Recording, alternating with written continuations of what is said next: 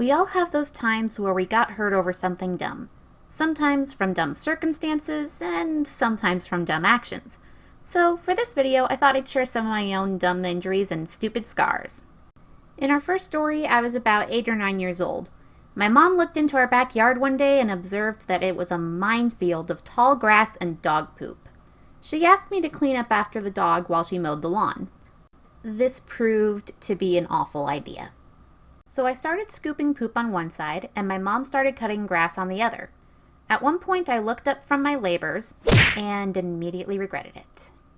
I still call it a miracle that I made it out without needing stitches, or worse, losing an eye. I do, however, have a teeny tiny dent under my left eye from it. Our second story is much more recent and thankfully much less traumatic. I was at the mall one summer with a college friend who had come to town for a convention.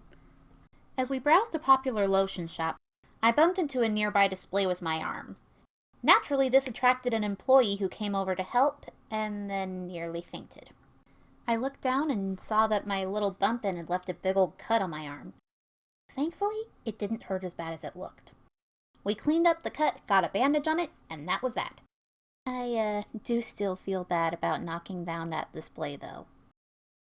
The next story is the most recent of the bunch, and that is the tale of my first and so far only bee sting.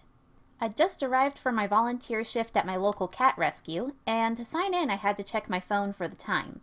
I reached into my pocket to do so, and the next thing I felt was a sharp pain like my finger was being stabbed through with a thumbtack. What the— ow! Somehow, a bee found its way into my pocket. I was not wearing floral print, and I don't wear anything with perfume when I volunteer, so why it chose there to chill, I have no idea. The shelter staff saw everything, and they seemed more concerned than I was. On that note, I was oddly calm for someone who had always been terrified of bees growing up. Now don't get me wrong, I'm still a little scared of bees, but I know I'm not deathly allergic now, and knowing is half the battle.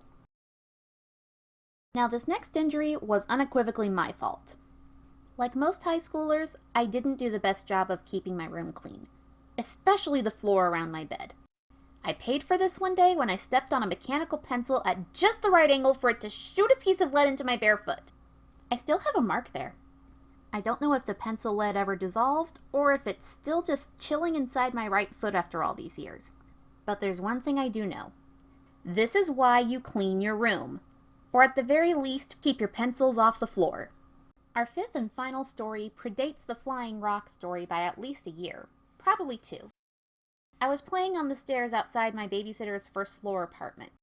These were those run-of-the-mill apartment stairs made of concrete and covered with a layer of rocks. I don't even remember what kind of game I was playing exactly, except it clearly involved stepping dramatically down these stairs. Because that's how I missed a step and my face got well acquainted with the sidewalk below. Surprisingly, the only casualty from this was a chunk off my front tooth. Once I was off the ground and in the apartment, I took some small comfort in the idea that maybe the tooth fairy would give me a little something for my chip.